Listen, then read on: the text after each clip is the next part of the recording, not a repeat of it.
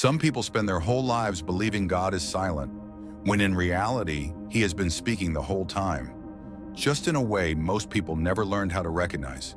It's wild, isn't it?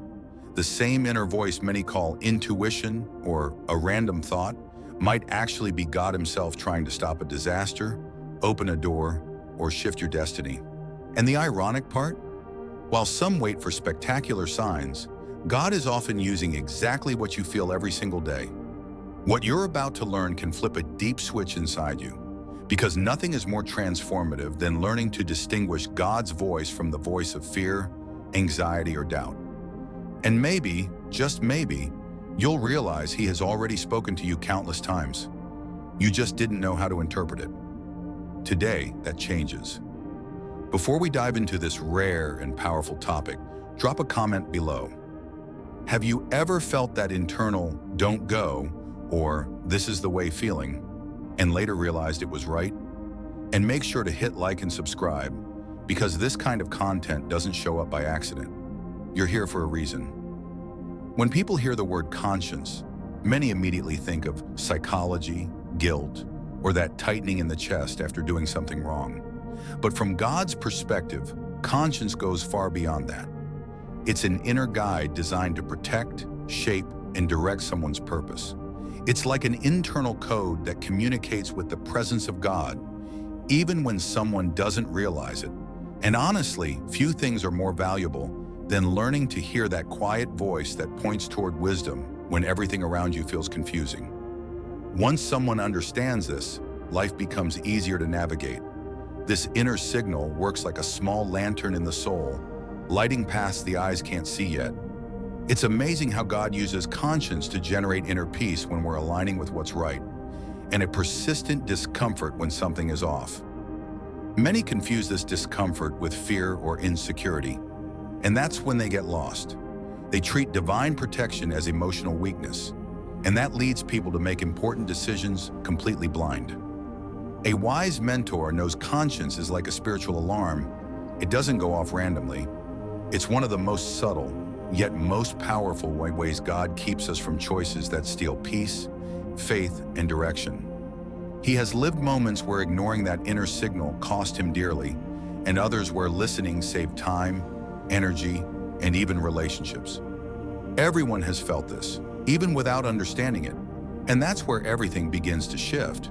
Because once someone sees how conscience appears in daily life, curiosity opens the door to the next revelation.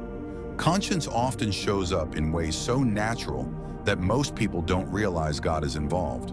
It's that lack of peace before making a decision that looks perfect on paper but feels wrong inside. A mentor says that when inner peace disappears, it's like heaven is raising a sign saying "wrong way."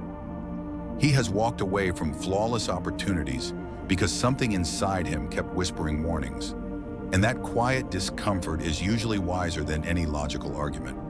There's also that persistent feeling that doesn't go away, no matter how much you try to ignore it, distract yourself, or rationalize it.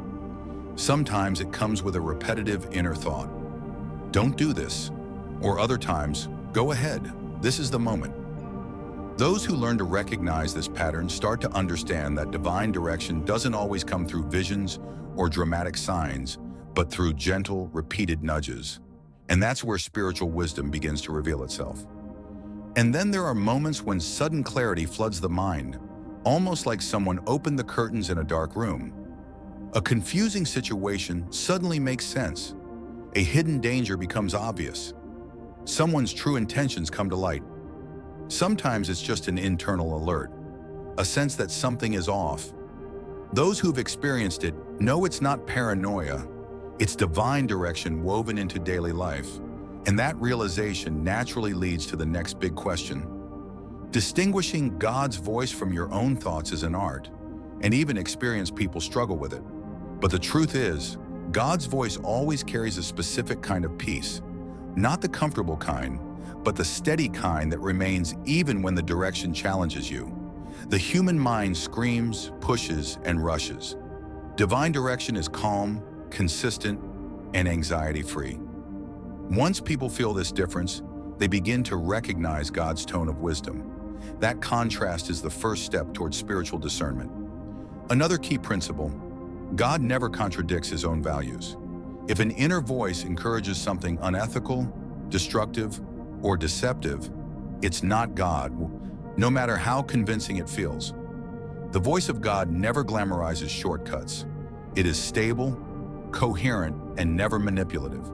The mentor likes to joke, God doesn't operate in impulse. That's the specialty of human emotion. Understanding this difference begins to untangle even the most confusing decisions. Also, God's voice is consistent over time. If something changes depending on your emotions, that's not God. That's your mind trying to convince itself. Divine guidance returns in silence, shows up again on difficult days, and stays firm even when no one else agrees. Many notice that when it's God, the result's always the same: distance from error, closeness to truth. And once that becomes clear, another question arises. How exactly does God use conscience to guide us? Correction is the first way. And although nobody likes it, it's one of God's biggest expressions of love. Conscience works like a gentle brake, stopping you from walking into situations that would steal your peace or sabotage your purpose.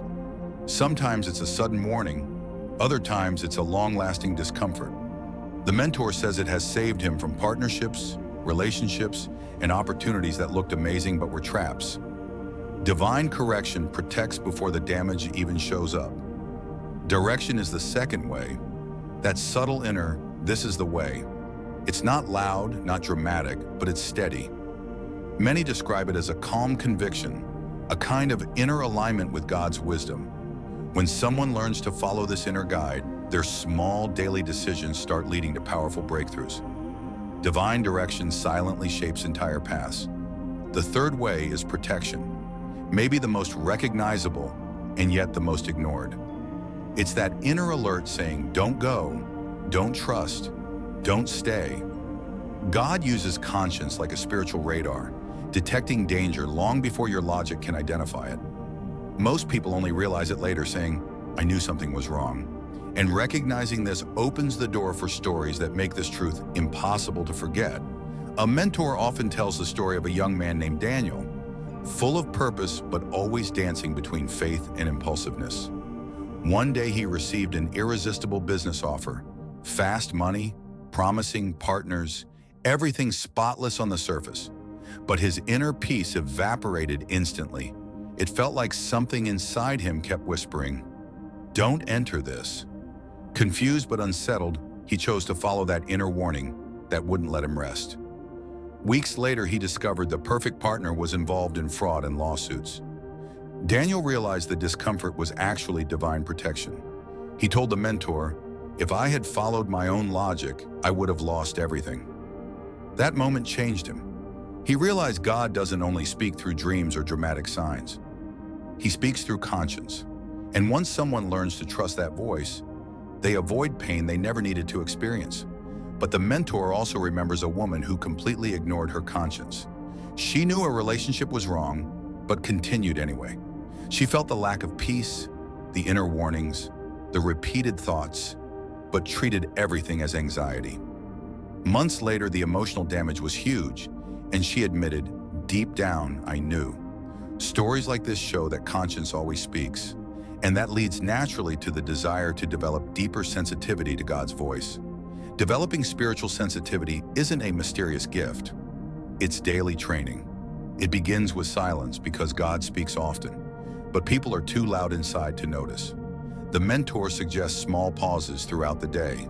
5 minutes in the morning, a short pause before important decisions, a quick moment of stillness before responding emotionally. In this space of calm, God's presence becomes more perceptible.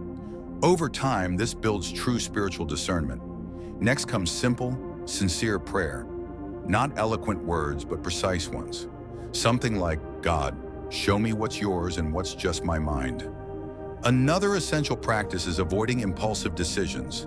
Impulse speaks loudly, but rarely speaks truth. The mentor suggests a simple rule.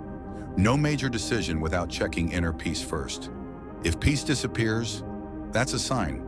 The more someone practices this, the more their inner guide sharpens. Another powerful tool, writing down repetitive thoughts. Repetition is one of the clearest ways God communicates. When the same idea shows up in the morning, at night, and days later, pay attention. The mentor recommends keeping a discernment journal to record warnings, insights, and internal signals. Patterns begin to appear that were invisible before. And as these signs become clearer, the next question naturally emerges. How do I know when it's not God speaking? Not everything that feels like a sign is divine direction. Maturity is learning to filter. Often what people call God speaking is simply fear. That voice that paralyzes, that exaggerates, that always expects the worst. God never produces panic. If something shrinks you instead of strengthening you, it's not coming from His presence. Trauma and anxiety also disguise themselves as guidance. A wounded mind produces false alarms. Everything feels dangerous. Anxiety speeds up thoughts and creates artificial urgency. God does not operate in rush or chaos. He operates in inner peace. The mentor says, if something is pushing you to decide fast, it's probably not God. Sometimes what seems like conscience is actually emotional neediness or external pressure dressed up as spiritual confirmation. When someone desperately wants something, their mind starts labeling desire as revelation. Divine direction cannot be manipulated. Understanding this difference builds trust and prepares the heart for the inspiring truth that closes this message. The mentor always says, if people truly knew how much God speaks, they'd be shocked. He's not distant. He's not silent. He's present, guiding through conscience, through peace, through clarity. When people recognize this, life stops being a guessing game and becomes a partnership with God. Every decision gains purpose, wisdom, and direction. The truth is simple. You can learn to discern this voice. You can transform confusion into clarity. You can trade anxiety for inner peace. Divine direction isn't a privilege for a few. It's available to anyone willing to listen. And once this spiritual awareness awakens, even small decisions become steps toward destiny. A person's entire future changes the moment they realize God is guiding more than they ever imagined. He corrects, directs, and protects, always with love. And from this point on, you'll begin to recognize these signals with new eyes, because now something inside you finally understands that God has been speaking all along. Everything you learned here only transforms your life if you apply it. God may be guiding you right now. In that decision you're postponing, in that lack of peace you keep ignoring, in that inner voice you try to silence. The question is, will you keep living on autopilot, or are you finally ready to listen? Be honest. How many choices would have been different if you had paid attention to your inner signs? And even more important, what can you transform starting today if you begin discerning God's voice with clarity? Tell me in the comments, what was your biggest insight, and what will you apply in the next 24 hours? And make sure to subscribe and turn on the notifications so you don't miss the next teachings we dive into together.